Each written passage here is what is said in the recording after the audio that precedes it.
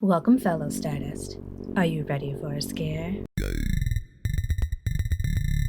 Today, I'll be talking about two powerful movies in which a mother's love is highlighted, whether that be for the good or bad. The movies we have chosen are The Others from 2001 and The Babadook from 2014. I'm joined by a very special guest who you may recognize from my last discussion with him of The Shining and Dr. Sleep. Please welcome Anthony from Fever Dreamland Theater. Hey, what's up, everybody?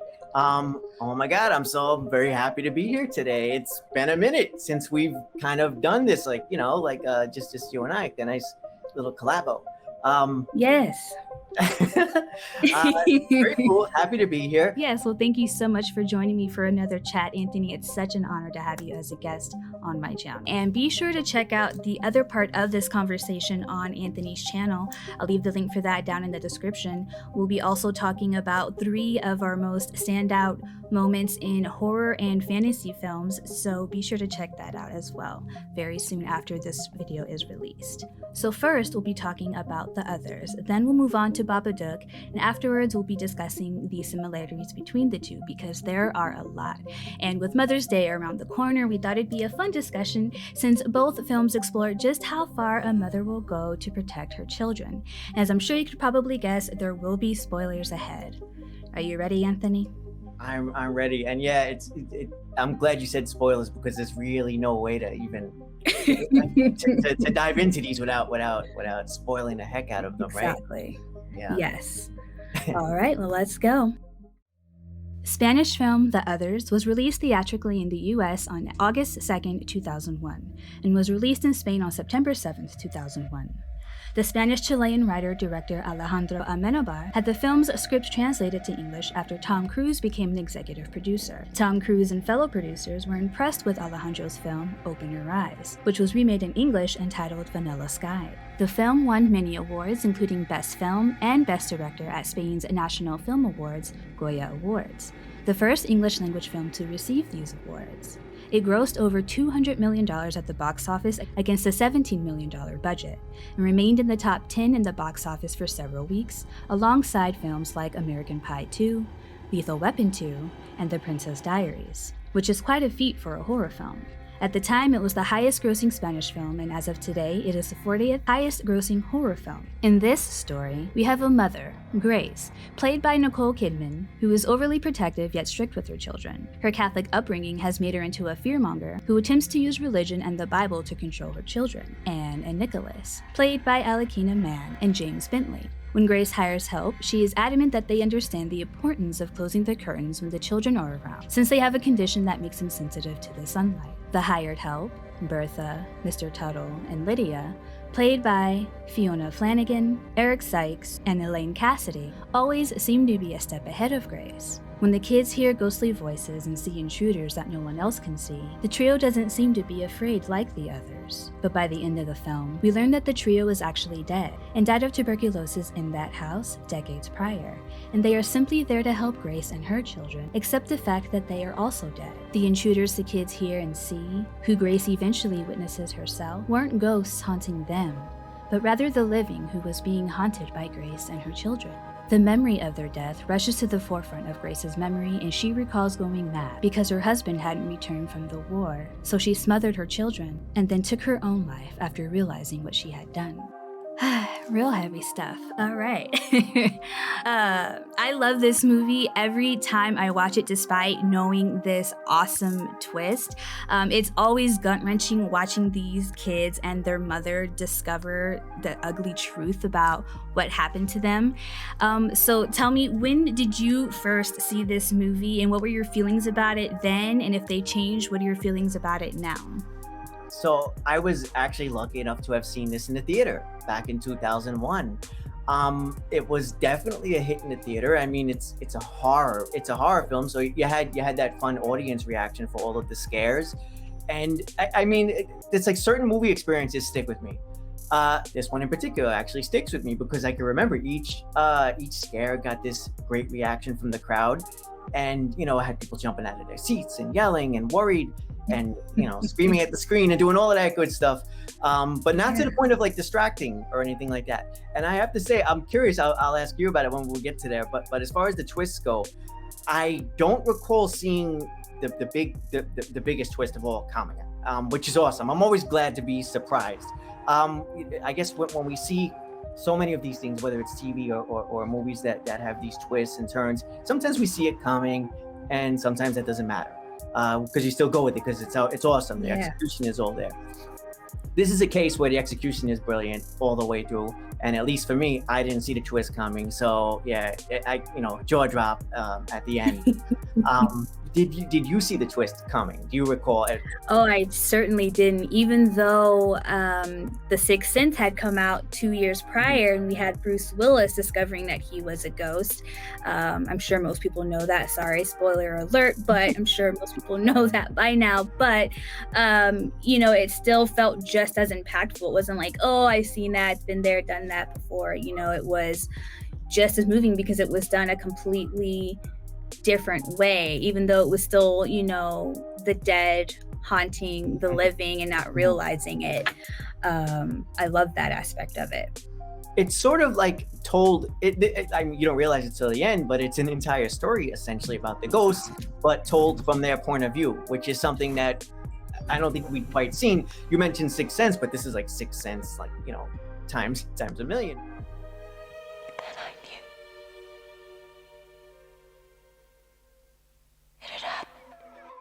The setting was just beautiful. When you watch it a second, third, and more times, that fog just becomes more ominous and more scary because you now know exactly what that fog is. And when you see her venture off to go find the priest and instead she finds her husband, it just makes it even that much more eerie and sad because you're like, oh, he's definitely dead and he's just as confused as she is. And she brings him back home to the kids, and he comes to the realization that he is in fact dead and accepts it, and he's able to, I guess, be free. There are things that you pick up on repeated viewings or maybe something that just hits you in your mind. You're like, oh, that's what that means. The daughter, for example, keeps mentioning mommy going mad, right? But It seems like the son, if I remember correctly, doesn't seem to have any memory of that. And in hindsight, this makes me wonder, because we know what she did to the children. Is it possible that she suffocated the son first, so that's why he has no memory of it? However, and then the second one was the daughter. That's my reading of it. I may be wrong, but that seems to be why the daughter remembers and the son doesn't. But it's hard to say. What do you think?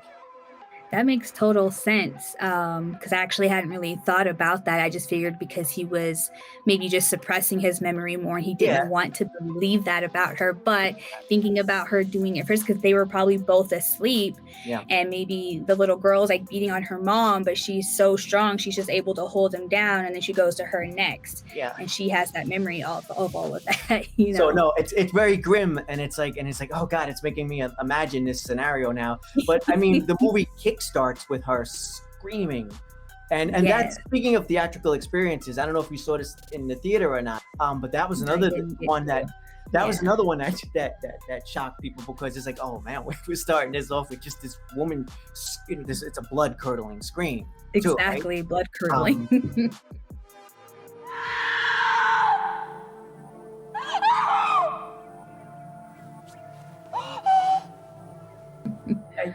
And that's one other thing I just want to say, I guess, before I forget, is the sound design on this film. Oh yes, it's amazing. It feels like everything is heightened, right? Like it feels like there's some extra bass or something. There's a great scene where the door slams on Nicole Kidman's character, and it rattles your soul. It's just boom.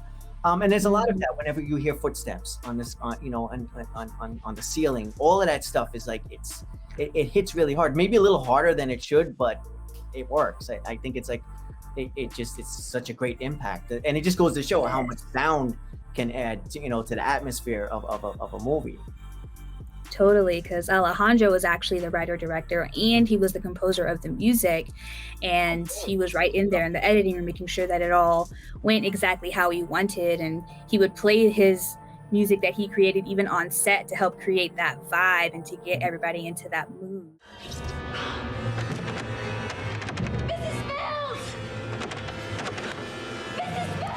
Let's talk about some of our favorite scenes. We've already talked about some of them, but what were some of your favorite, scariest scenes in the movie? The ending is certainly has a lot of impact. But when we get the realization of of this family being the ones that are gone. But as far as scares go, everything having to do with Victor, who we don't know is alive, Yeah. that was completely creepy because we get the curtains being open and closed and open and closed. It's subtle. There's nothing really like hardcore about it. It's obviously not gory, but yet it's working, right? It's just Yeah. it's psychological horror. Of course, there's the famous scene with the older woman, and she famously has she has the line of like, "I am your daughter." I love it. I love it. What have you done with my daughter? Are you mad? I am your daughter. So yeah, the old lady, and that's another thing, right? When you rewatch this movie, you understand why that's happening because they're trying to reach out to these from the world of the living. They're trying to reach out to these spirits, right? So Right. that's what that is. It's not what you think it is on a first watch. And speaking of first watches, this is a fun movie to watch with somebody who's never seen it, right? Oh, yes.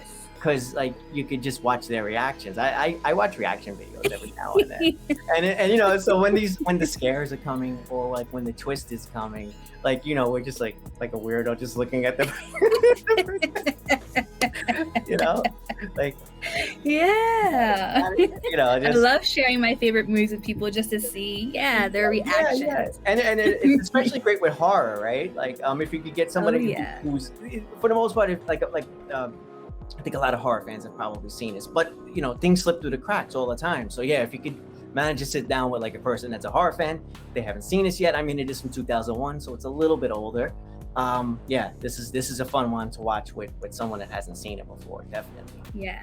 It's totally timeless because it is a period piece and they did so well with it. So yeah, as far as scary scenes go, Victor was an unsettling character for me as well, especially when Anne is talking to him in bed with her brother and her brother's getting freaked out and Victor, ends up touching his cheek and they freak out. Like that tripped me out, especially when I was younger, just because of that idea of being a kid and you feeling like you can imagine that kind of stuff go down, but then to actually feel something physically is another.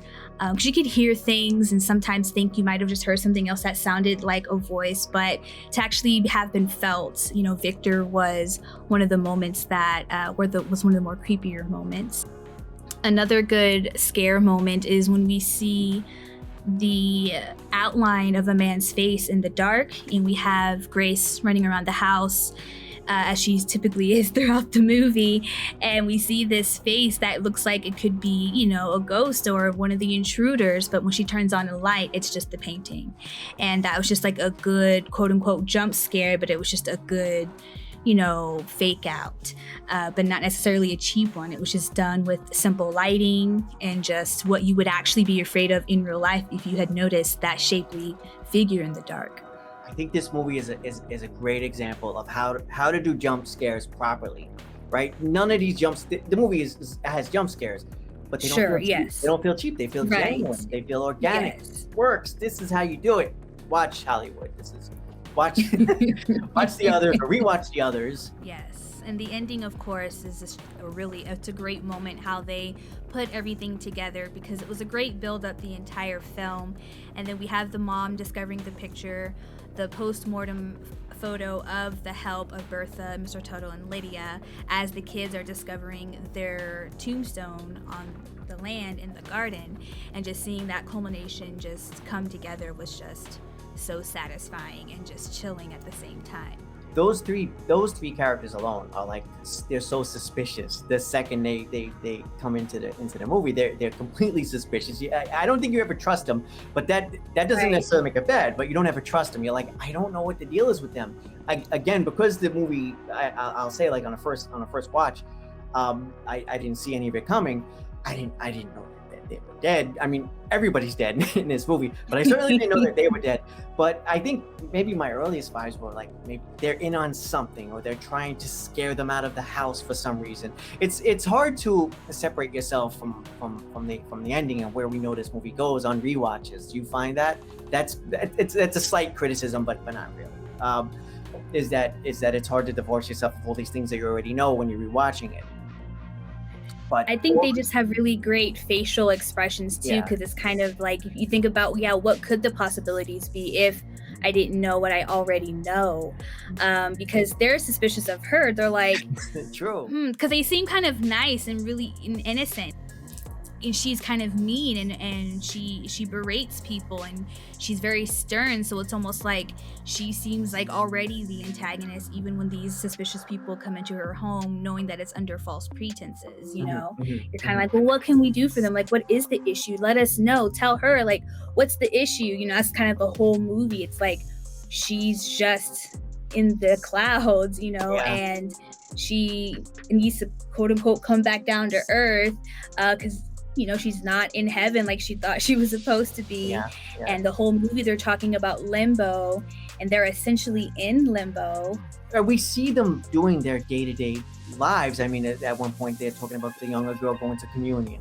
The kids are eating, they're having breakfast. There's still this ominous threat of like sunlight hanging over them. And that's another great thing that was like a great ingredient in this film. But yeah, on a rewatch, I noticed it's like no wonder I didn't see this coming, because they're doing all seemingly normal things. They seem alive, but that's the point, right? They're not quite there yet. They haven't quite, especially mom hasn't quite accepted this horrible thing that she's done.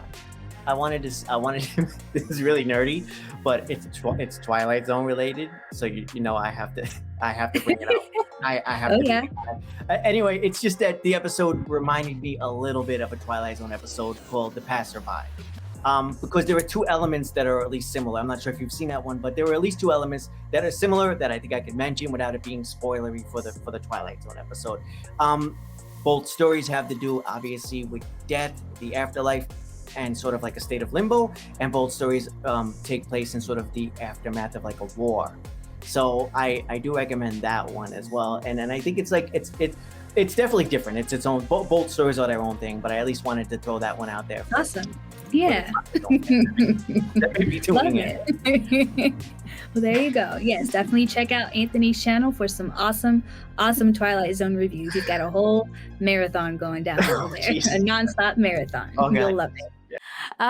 So let's go ahead and move on to The Babadook. This was writer-director Jennifer Kent's first feature-length film. It premiered at Sundance in 2014 and received a limited release in Australia, and later a limited release in the US, and only 3 movie theaters, but still reached a number 42 at the box office. As of today, the film has earned over $10 million worldwide against a $2 million budget, and was regarded as the best horror film of the year upon its release by many critics and audiences, and currently holds spot number 13 on Rotten Tomatoes' list for top horror films of all time. This movie is actually based on Jennifer Kent's short film, Monster, which she also refers to as Baby Babadook. She couldn't stop going back to this idea and decided that she would make it a feature-length film. The short is also fantastic, which I'll leave a link for down in the description. Both films had very low budgets, but are gleaming examples of how simplicity is still effective when it comes to horror filmmaking. In our second story, we have another mother, Amelia, played by Essie Davis, who was also grieving the loss of her husband, who died in a car accident on their way to the hospital where Amelia gave birth to their son, Samuel. Samuel, who is 6, becomes paranoid, believing he sees monsters, so he builds homemade weapons to protect himself and his mother, despite Amelia's protests. Samuel's fear grows and his insomnia worsens after Amelia reads him a book that seems to have appeared out of nowhere, and features a boogeyman that goes by the name of Babadook. Amelia's mental health also begins to decline even further with the lack of sleep and lack of compassion from those around her. The hate for her son seems to grow, although we can see deep down that she does love him. Samuel's claims of seeing the Babadook are justified only when Amelia comes face to face with him herself. It's then that she realizes the truth and is able to let go of her grief and fully love her son again. So I really hate that it took me until 2022 to watch this movie, and it actually took me 2 tries to watch it. The first time I had to shut it off. Really? Because yes, the child was just too much for me. I could not take Samuel, and I just wasn't appreciating the cinematography even at that point. Because of that, I think I was just detaching myself from all the artistic aspects of it. So, but then I kept hearing about it, of course. I went back to it and just fell in love with it. By the end of the movie, I was just so mad at myself for having turned it off the first time. So yeah, when did you first see this, and how are your feelings then and now? This was one that was recommended to me from a good friend a few years back. I checked it out, and I loved it kind of like initially from the start. However, I will say it's hard to disagree with your issues with Samuel, and I think a lot of people have those issues with the kid in the movie. That's probably the main thing. I've seen it online too, in a few chats and stuff. If I've brought it up, or if the movie has come up, that's sort of the thing that I see pop up a lot. Like I can't with the kid. I can't. So it's understandable. I totally get it. Now I don't know if, like in my case, maybe it's because I have a couple of kids, and I have like a sense of like what it is to try to have a conversation, and you're being interrupted like every 2 seconds over. But of course, I hear kids right now. It's serious, but like, and how that can just weigh on you because you can't finish your thought, and you end up becoming scatterbrained, and that's partly why I am the way I am. But so I can relate at that level. But what's happening in this film, it's like times 10 on this poor woman, and you feel for her so bad. And I think that the thing with Samuel, he's supposed to, I feel like it's intentional. He's supposed to be unbearable. Yeah. It works against the movie because there are some people that just, I can't with this movie, and they shut it off, and they can't deal with it, and I totally understand that. But I think making him that unbearable right from the get-go, it puts you on the mother's side, like immediately. Like you feel bad for her because you could tell she's burned out, she's depressed, she's tired, she's exhausted, she doesn't get a moment of peace, she doesn't get any time for herself, and she has this kid who's just he's sort of out of control, he has his own issues. So that's the, I mean, you initially asked me about my first, I'm ranting a bit, but you initially asked me about like my first impression of it, and I think that my first impression was good. I definitely liked the movie. Bottle it all up, but I do agree about the kid. I do.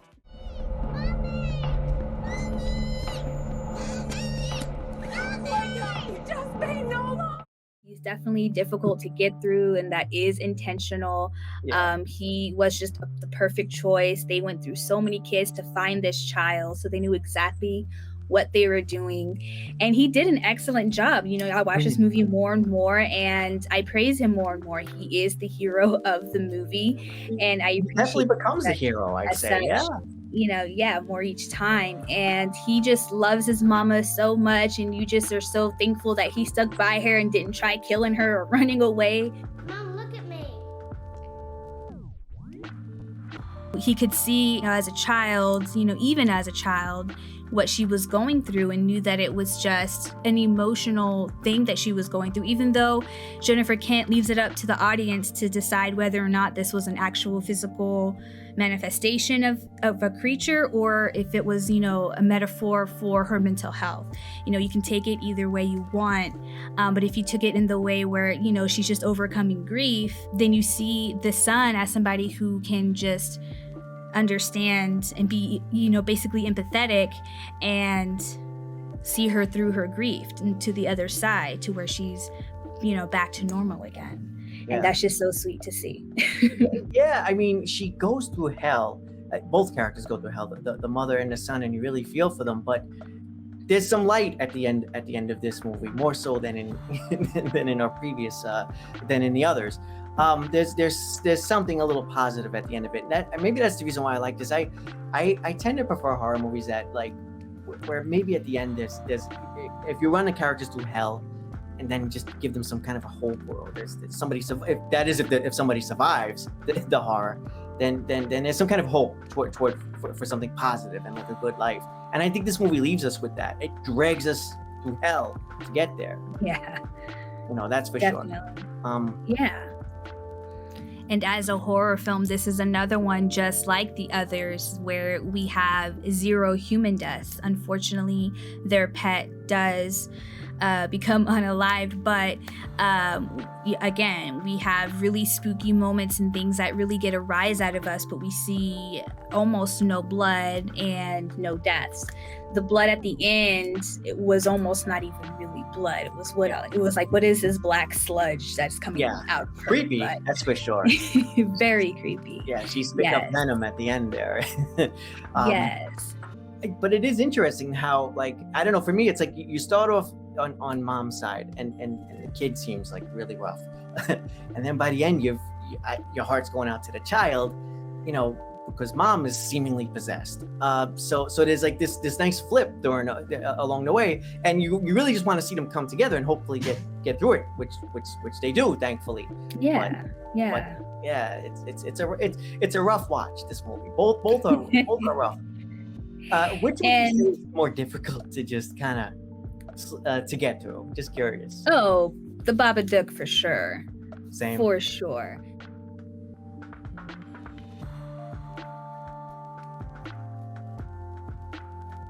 I'm glad that Jennifer decided to have the Babadook essentially stay alive, because you take it in the way where this is representing her mental health and depression. It's not to say that ever can go away. So no, the Babadook is not going to be killed off. He instead is going to live in the basement at bay, being taken care of like you would your mental health. You always have to take care of your mental health regardless of day and time and regardless of anything.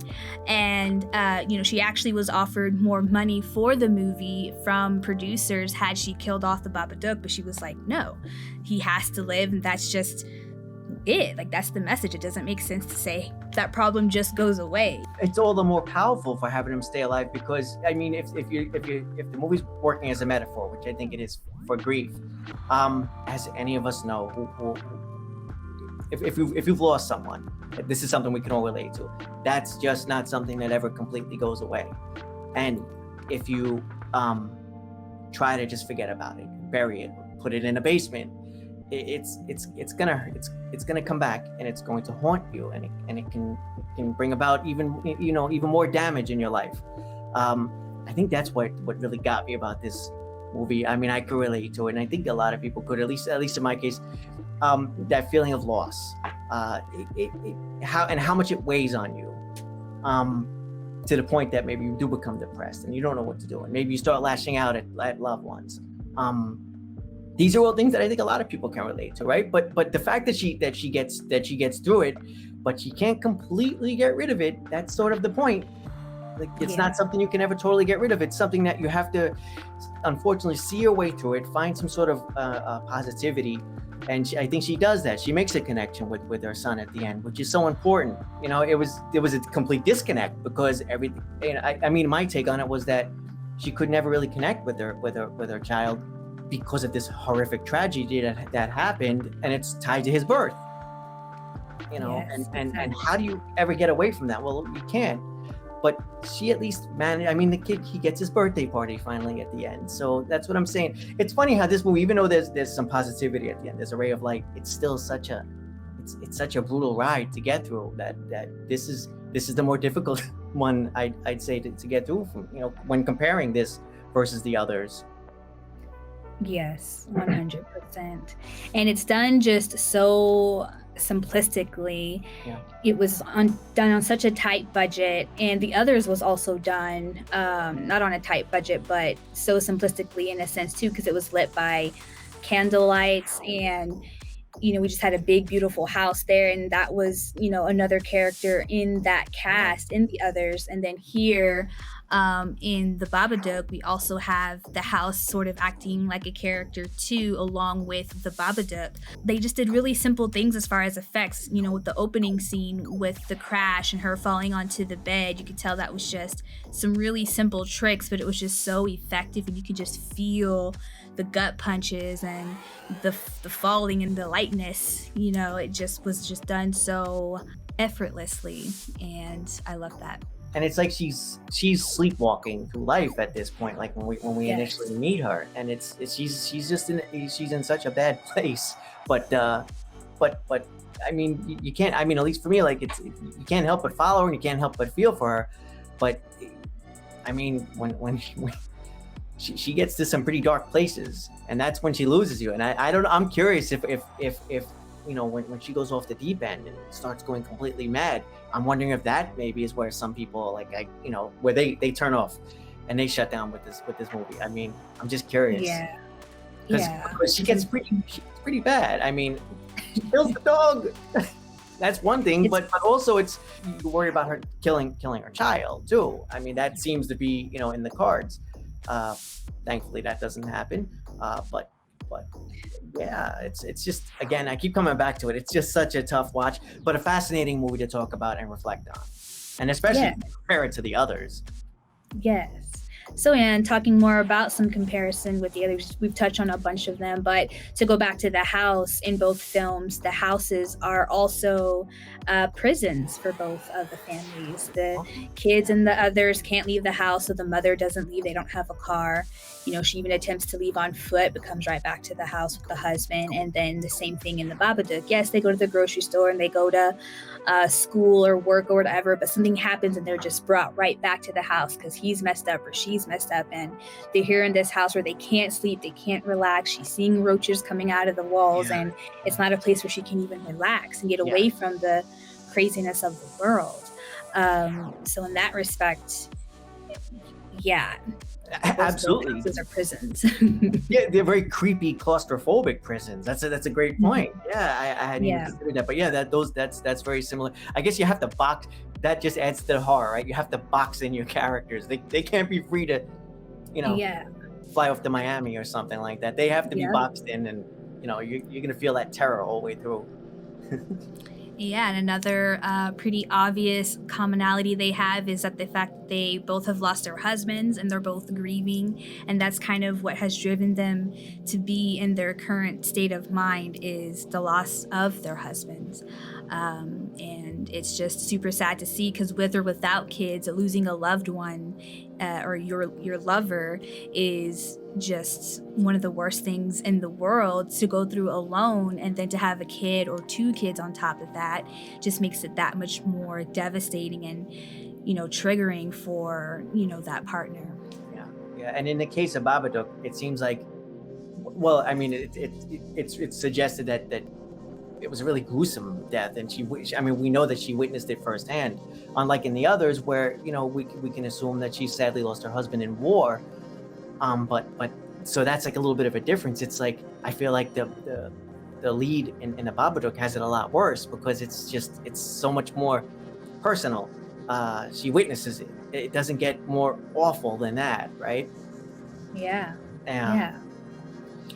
And we've mentioned this already before, but for being some of the scariest movies that have ever been made, and they're on these top lists, they're on people's list of best and scariest films, again, neither one of them shed blood. And I just think that is pretty awesome, because when we were picking out movies, I didn't even think about that aspect until I was, looking more into them. And I'm like, wow, none of them have a single person dying.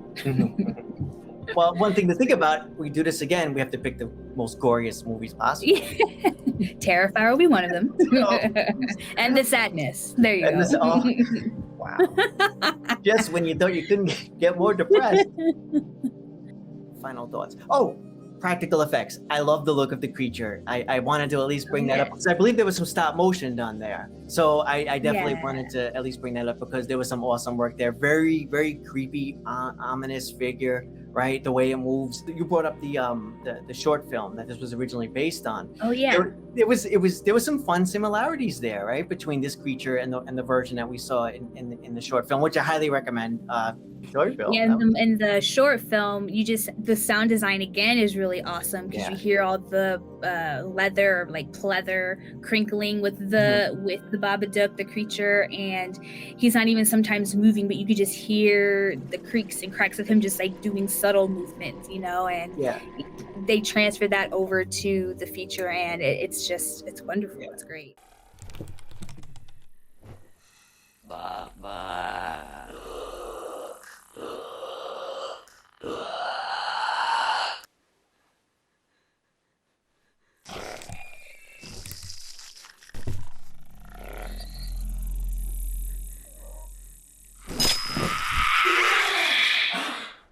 Well, all right, that wraps up our conversation on The Others and Babadook.